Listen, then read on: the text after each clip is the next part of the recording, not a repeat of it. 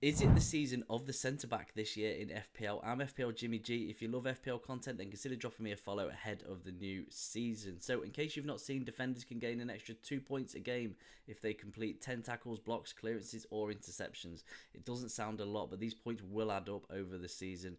Those who play Fantasy Champions League will know all about that. So, these stats also are the stats in the background that build up to the bonus points too. So, you could be on for a double whammy if a player keeps a clean sheet, gets the defensive contributions, he's likely to be on the bonus points too. So it's definitely important to consider. So the question is are these centre backs likely to out defend the full backs who are more likely to get the attacking returns, or is there a sweet spot of some full backs that are getting the defensive contribution points too? So first of all, here are all the top points adjusted for defenders last year, and you'll see here that a lot of the players last year, if the defensive contribution numbers existed, they're all centre backs. So but this obviously list doesn't take into account the fact that some players may have missed games through injuries, etc. last season. So let's have a look at the players that got the most defensive contributions per 90 minutes played. It's also worth noting that centre backs are more likely to play 90 minutes usually, which means that they're likely to get more defensive contribution numbers. But anyway, so again, it is predominantly centre backs that are getting most of these defensive stats.